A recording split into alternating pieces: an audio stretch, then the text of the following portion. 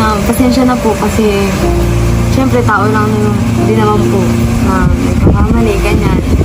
Na hindi naman po perfect para palaging palaging nasa tama, ganyan. Hindi, okay lang yan. We were born to be real, not to be perfect. Agree po ba kayo dyan, mga kasukay, mga kalingap? Nobody's perfect. Lahat tayo ay nagkakamali. At least alam natin sa sarili natin na kaya nating tumanggap ng pagkakamali. At yun ginawa ni Joy. Inamin niya sa sarili niya na nagkamali siya, kaya sana ay itigil na natin yung mga ginagawang mga hindi magagandang pagko-comment laban dito kay Joy, yung mga ginagawang pambabas. At alam naman natin, tao lang tayo, minsan nagkakamali. At aminado naman siya na nagkamali siya.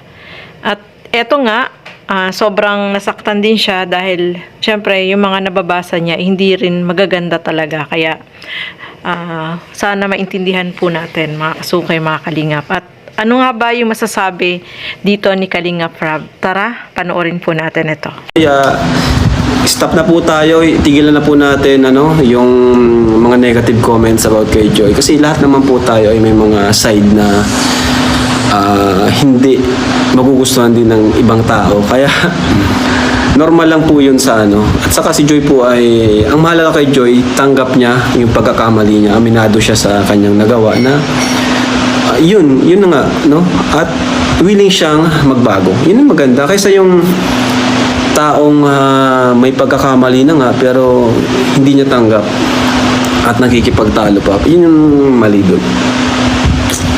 So, yan nga po, si Joy is aminado naman siya na nagkamali siya dun sa kanyang ginawa, At tayo naman na tao is nobody's perfect, ika nga. Lahat tayo ay nagkakamali. At yung pagkakamali ni Joy na yun ay tinanggap niya, humingi siya ng paumanhin dahil minsan tayo ay nagkakaroon ng pagkakamali na hindi natin napapansin na mali na yung ginagawa natin, So, sabi nga ni Kalingap Rob is aminado si Joy na nagkamali at tinatanggap niya sa sarili niya na mali siya at kaya naman niyang baguhin.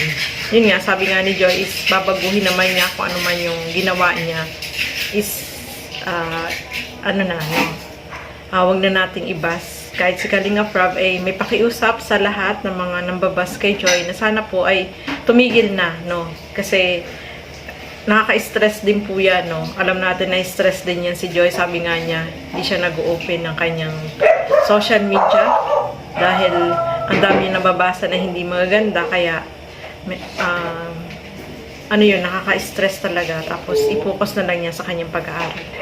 Yan nga mga kasukay, sobrang na-stress din si Joy. Kita nyo naman po sa mukha niya, mapapansin niyo po sa mukha niya na na-stress din talaga siya, Ikaw ba naman yung ibas ng, ewan ko ba, din sa mga nambabas dito kay Joy? Hindi naman sobrang, di ba? Lahat naman tayo ay nagkakamali, Nobody's perfect nga po, Kahit naman po siguro yung mga nambabas na yan, nagkakamali din, Hindi naman talaga yung ginawa ni Joy. Although, nasa social media, at alam natin marami nakakapanood, nakakapansin, pero sana naman is tumigil na dun sa kanilang mga ginagawang pambabas, Hindi po yun makakatulong kay Joy.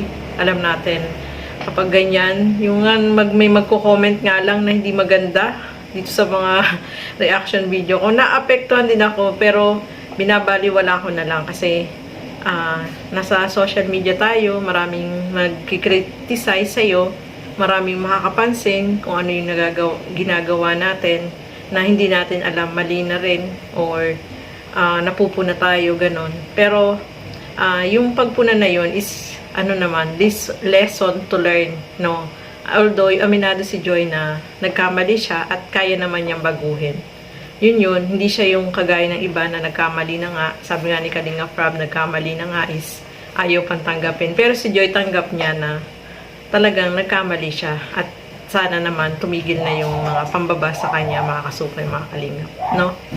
Kahit yung nanay nga ni Joy is affected dun sa nangyari. Siyempre, nanay niya yun talagang maapektuhan siya. Kaya todo yung pangangaral ng mama ni Joy sa kanya, no. Alam naman natin ang mga nanay, no, kapag mga ganyan talaga is apektado din po, no. Kaya sana tumigil na at huwag nang mambas at hindi makakatulong po yun. So, ayan. Hanggang dito na lamang po muna. Maraming salamat po sa inyong panonood. At lagi po natin supportahan Bal Santos Matubang, Kalinga Frog at Edna Vlogs at yung aking YouTube channel, Gandang Emmy. Sa mga hindi pa po nakapag-subscribe, please subscribe and please hit the notification bell para lagi po kayong updated sa aking mga ina-upload na mga reaction video. Maraming salamat po at hanggang sa muli. Bye-bye!